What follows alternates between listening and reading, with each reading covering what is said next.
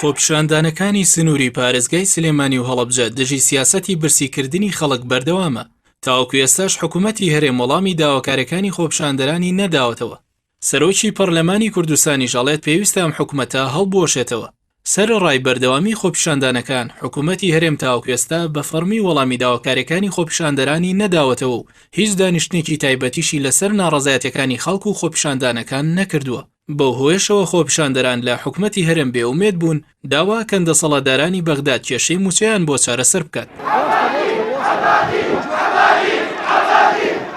پرسی موچە یەکێکە لە سەرەتاترین مافی هاوڵاتیان کەچی وێ ڕایبوونی داهاتێکی زۆری حکوومەتی هەرێم نیوموچەی فەرمانبەرانیش نادات و هیچ هەوڵێکی جدیشی نەداوە بۆ چارەسەری پرسەکە لە ئاستی ناوخۆیان بەڕێکەوتن لەگەڵ بەغداد. دکتۆر یوسف محەممەد سەرۆکی پەرلەمانی کوردستان ڕایگەاند حکوومەتی هەرێم شکستی هێنا و پێویستە ئەو حکوومەتە هەڵبوەشێتەوە و پەرلەمان کارا بکرێتەوە و سەرۆکی شەرعی بۆ هەرێمی کوردستان دابنرێت. هیچ دەسەڵاتێکی فعلی نیشتیمانی لە هەرێمی کوردستانە نەماوە. سەرۆکی پەرلەمانی کوردستان وتیشی ئەبێ کێشەی موچە چارەسەر بکرێت و چیتر قبول ناکەین خەڵکی کوردستان ببێتە بارمتەی مافیاکانی نەوت. لەلایەکی ترەوە دەرباری کێشەی موچەی فەرمانبەرانی هەرێم و ئەولایەنەشی چارەسەرکردنی کێشەی موچەی فەرمانبەران لە بەغداد بە خیانەت ئەزانێت.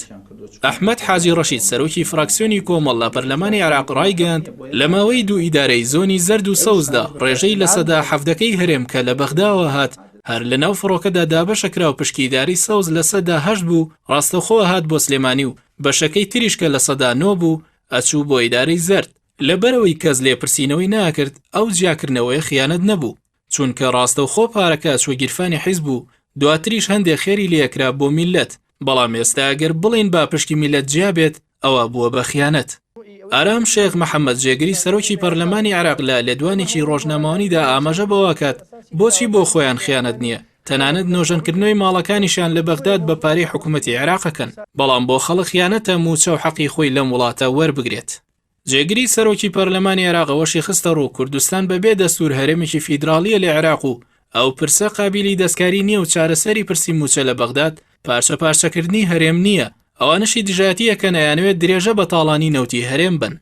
لای خۆشی عقوبات تاڵەبانی جێگری سەرۆکی حکوومەتی هەرێم ڕایگەاند ئێمەش ئامادەین کێشەکان لەگەڵ بەغداد چارەسەر بکەین بەڵام جارێ با کێشەکانی نێوان هەولێر و سلێمانی چارەسەر بکەن. عقوبات تاڵەبانی وتیشی ئایا کێشەمان لەوەدایە سلێمانی نایەوێت لەژێر هەژمونی هەولێر بێت؟ باشە دەبابین ڕێبکەوین لەسەر سیستەمێکی فیدراڵی و لە مەرکەزی بۆ ناو هەرێمی کوردستان.